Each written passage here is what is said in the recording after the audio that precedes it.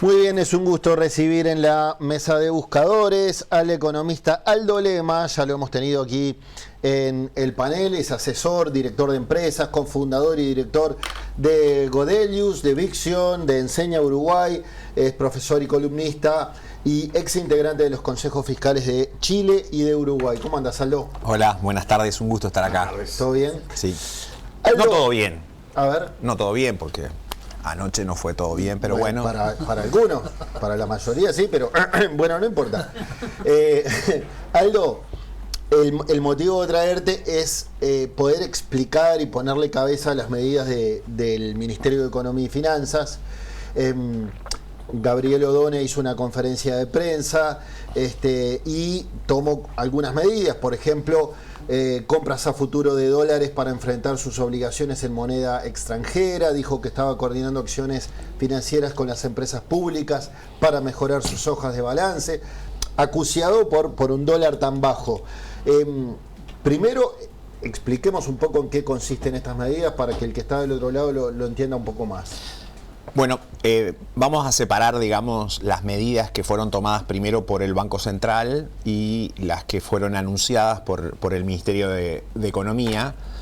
Esencialmente, el diagnóstico básico que está detrás es que la desaceleración inflacionaria que ha habido durante los últimos meses, en parte por la caída del tipo de cambio, en parte por una economía que está estancada. En el segundo semestre la economía básicamente se estancó, en parte porque algunos precios relevantes internacionales no han generado gran inflación interna, sobre todo la parte agroalimentaria, salvo la carne vacuna.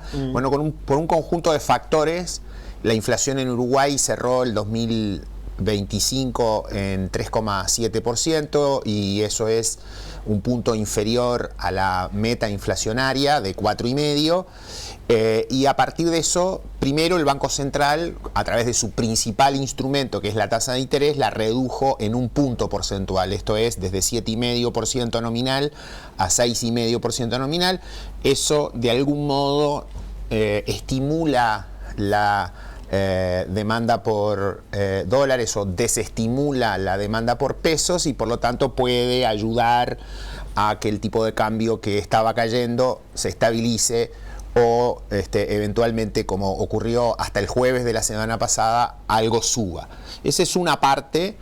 Coordinadamente o en paralelo, el Ministerio de Economía en la misma dirección, más apuntando al tipo de cambio, pero de nuevo al precio del dólar, pero a través, digamos, del efecto que eso puede generar en inflación, hizo anuncios como los que tú mencionabas, es decir, no son anuncios materialmente significativos. ¿Por qué no son materialmente significativos? Porque en estricto rigor, adelantar compras de dólares, por ejemplo, significa que después no se van a comprar. ¿Pero es algo usual? ¿Pasa cada tanto? Claro, lo que pasa es que suele ocurrir, o sea, a ver, las empresas públicas o las empresas privadas, si ven que el dólar está bajo y tienen necesidades de dólares para los próximos meses, bueno, van y compran en el mercado. Acá lo que limita o acota el efecto es que al anunciarlo ya, si el tipo de cambio sube, la empresa va a ir a comprar al precio más alto. Y por lo tanto, el efecto, digamos, que puede tener eso es más bien acotado. Y de nuevo, en el caso de, por ejemplo, el manejo de deuda pública o de activos, porque también hubo anuncios en el sentido de que aquellos desembolsos en dólares que va a hacer el gobierno a lo largo de los próximos meses y que para eso necesitaría tener dólares, y si tiene hoy pesos y los puede comprar, va a adelantar esas compras. Pero de nuevo, no es que el Estado uruguayo sea superavitario, no es que tenga un superávit de manera de poder, con recursos genuinos, anticipar esas compras. En general esto se financia con deuda o es simplemente anticipo. Por lo tanto, son medidas que, si bien revelan cierta preocupación por el nivel del tipo de cambio, porque la inflación se haya caído por debajo de la meta, etcétera, no son materialmente relevantes, y eso lo estamos viendo en estos días que están pasando. Primero, el tipo de cambio de un dólar interbancario en 37,3 subió, digamos, a 38,5, un poquito más de 38,5, y ahora está de nuevo en caída y revela que lo que siempre hemos sostenido es que, primero, lo que está pasando con el dólar es un fenómeno global. Hay un fenómeno regional que no se ve tanto, porque Argentina tiene un tipo de cambio más o menos estable, pero tiene inflación de 2%. Por lo tanto, Argentina, su dólar real está cayendo. Entonces, si su dólar en términos reales está cayendo, aunque no caiga el valor que miramos en pizarra, sino que es la inflación en Argentina la que le está quitando valor al dólar, eso también significa que de alguna manera en países como Uruguay tiende también el dólar en términos reales a caer por ese fenómeno. Y después están los factores domésticos que básicamente tienen que ver con una dinámica ya sea del ahorro fiscal, que no existe en términos de los niveles que Uruguay podría tener, o del manejo fiscal un poco más austero, etcétera, y otras cosas que contribuyen al mismo fenómeno. Por lo tanto, si bien son medidas que buscan ponerle un piso al tipo de cambio, buscan estabilizar el dólar, creo que pueden generar cierta frustración rápidamente, porque lo que la teoría, la evidencia indican es que sus efectos son muy acotados. Ahora, o sea, no mueven la aguja. No mueven la aguja, son una especie de saludo a la bandera, son una señal. Probablemente agentes económicos lo ven como una actitud, digamos, una proactividad que es bienvenida, y creo que sí tiene un lado muy positivo, y es que finalmente va a llevar el debate a los temas de competitividad verdaderos, genuinos, que Uruguay generalmente posterga. Claro. Y los posterga el sistema político transversalmente, y muchas veces también el sector privado. Porque en general el sector privado, al poner énfasis, cámaras empresariales y demás, al poner énfasis en que la tasa de interés bajándola puede generar un efecto de competitividad, o que intervenir el mercado cambiario puede generar un efecto de competitividad, cuando la teoría y la evidencia muestran que eso es muy acotado, muy puntual, creo que también en general hemos estado en un debate durante mucho tiempo en donde no hemos apuntado a los factores más de fondo. En algún sentido, digamos, hemos claramente postergado debates, decisiones, acciones. Y yo creo que es eso. Lo que está ocurriendo en el 2026 es que nos va a llevar inevitablemente, nos va a explicitar muchos de esos temas de competitividad que suelen estar postergados. Que de todos modos al ministro le preocupan, porque cada vez que puede habla, ¿no? Por supuesto. De la competitividad, de cómo Uruguay debería crecer.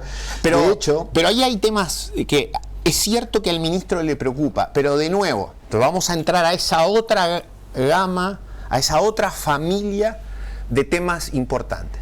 Y ahí están los que de nuevo pueden ser saludos a la bandera respecto a los temas de fondo. Sí, pero tenés una realidad con los puestos de trabajo que se te afectan si no conseguís a nivel de competitividad competir en igualdad de condiciones.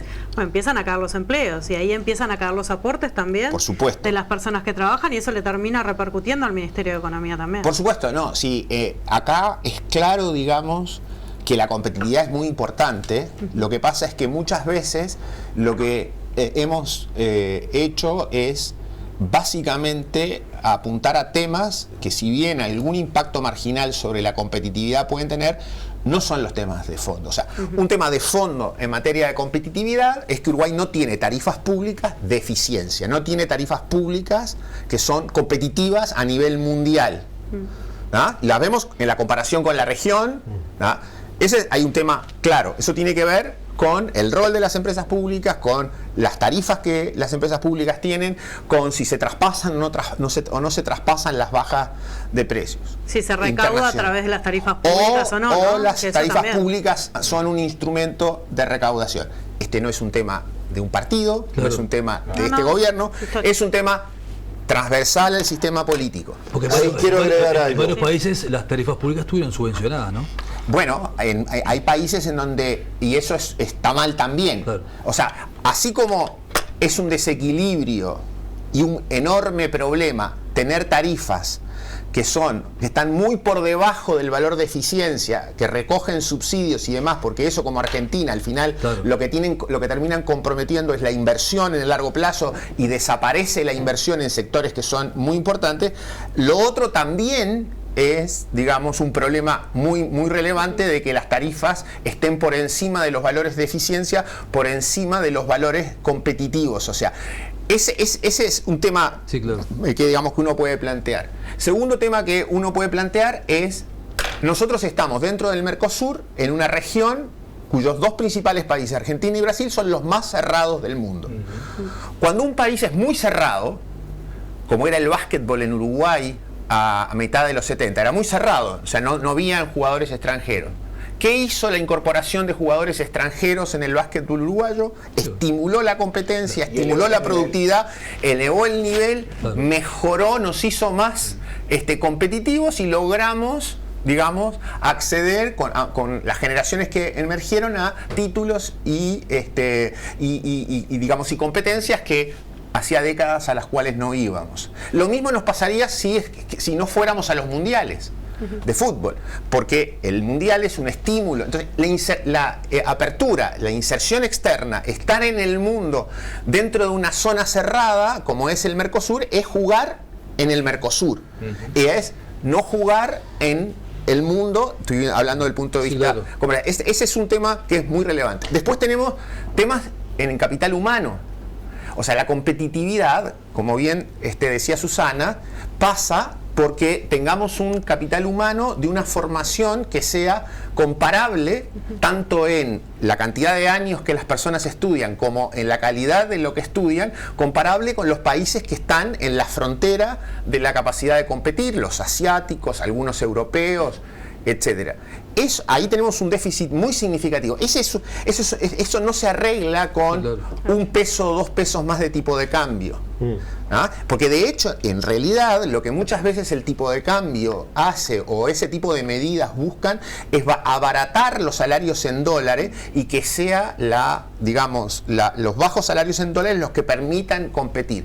Lo que acá se trata es de lograr que la productividad aumente, porque el capital humano mejora, por ejemplo, sí, que eso nos dé una capacidad de competencia como tenemos en algunos sectores de punta, que eso pueda ser extendible a más sectores, y eso nos va a permitir, digamos, competir en el mundo.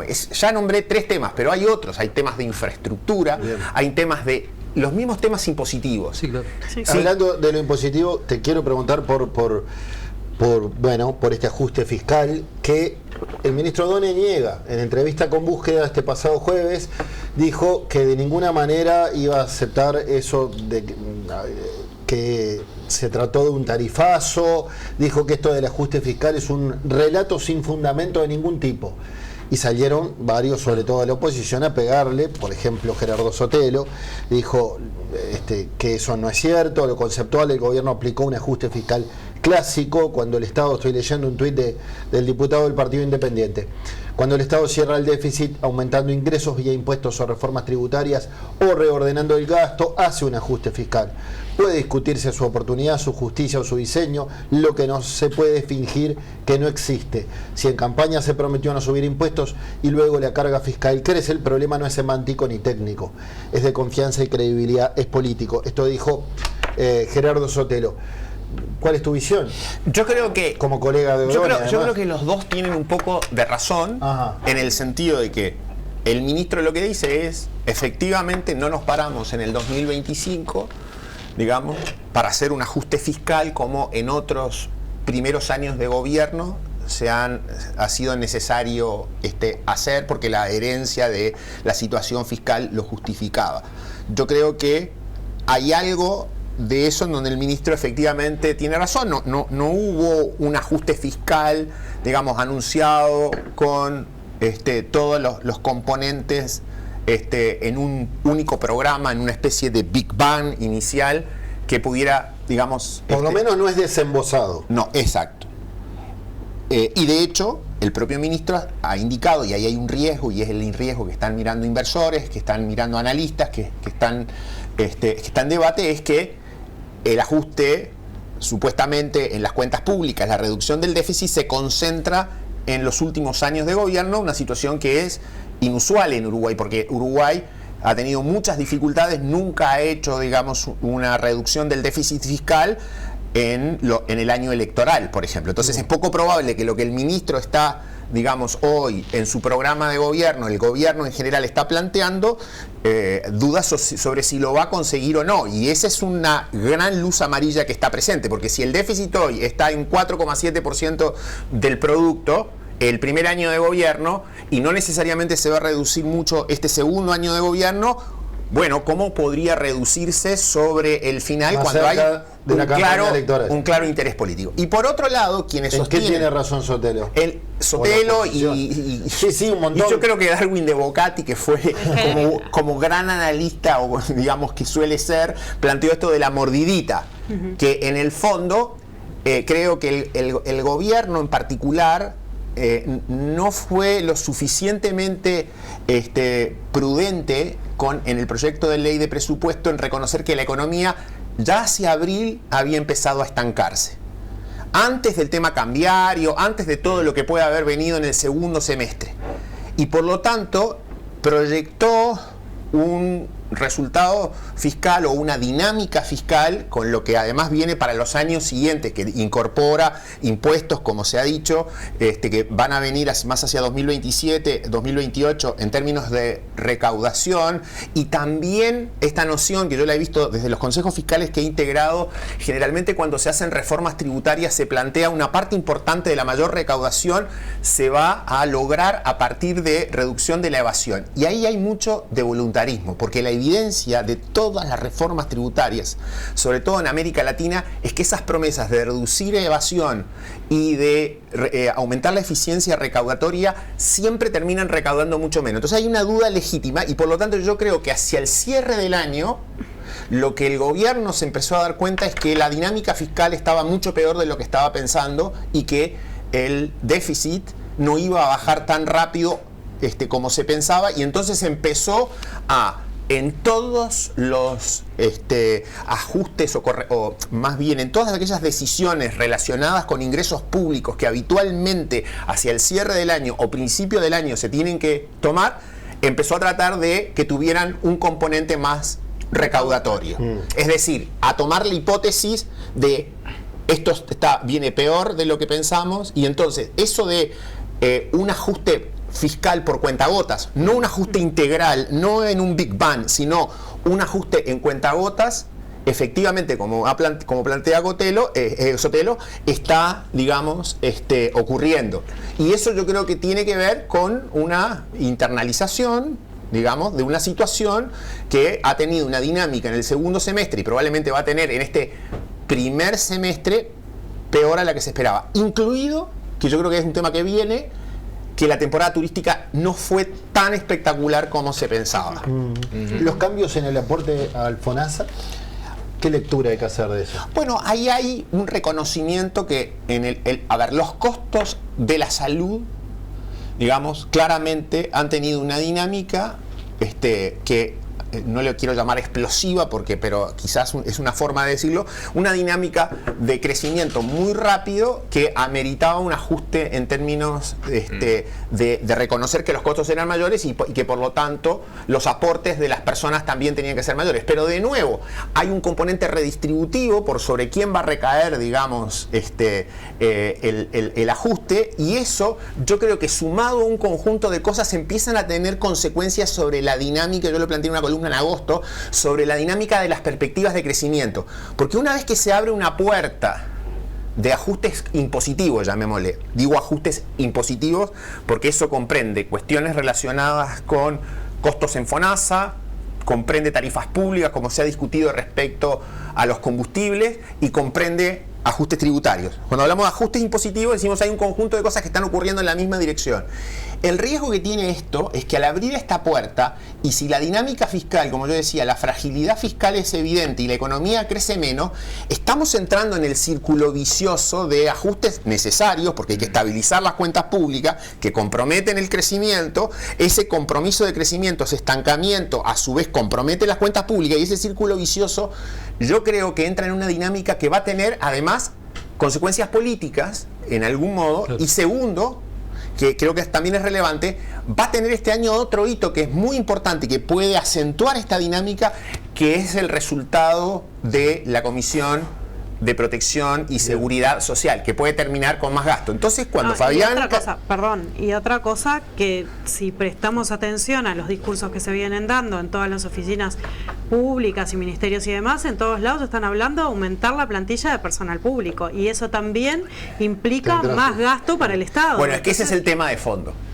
A ver, acá tenemos que ¿por qué no hacemos un Estado más eficiente en serio? De una vez por todas haber que abordar ese tema, y yo creo que lo que está ocurriendo, a ver, estamos en un momento que es muy efervescente desde el punto de vista económico, en el mundo por supuesto, desde el punto de vista geopolítico ni hablar, pero estamos en un momento efervescente también en Uruguay por esa dinámica que estamos planteando, que es otro tema al final de fondo respecto a la competitividad. Parte de lo que nos sucede en materia de competitividad tiene que ver con eso, tiene que ver con el tamaño del gasto público, tiene que ver con la forma en que el gasto público, digamos, logra obtener los resultados o no, para lo cual está, digamos, definido, etcétera.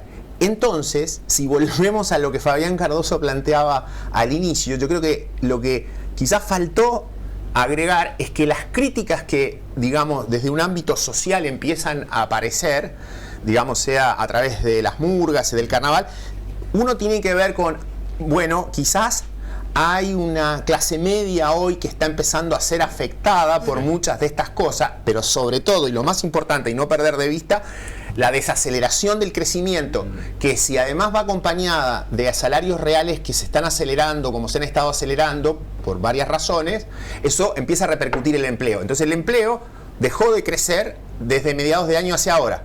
Entonces, ahí hay una fuente de crítica que está emergiendo.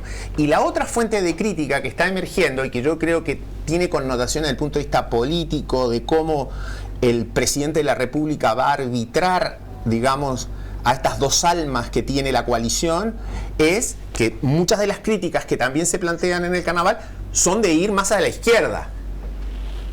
Entonces, vean que desde lo económico, ¿no?, en un análisis que podría ser, digamos, cuasi marxista, desde lo económico se determinan efectos sobre las dinámicas, digamos, de la política, la sociedad y demás, y que van por el resultado económico, digamos, que hoy se está materializando, y sobre las presiones que se van a ejercer. Las presiones que se van a ejercer para cuál de estas dos corrientes, cómo salir, digamos, de esta situación crítica.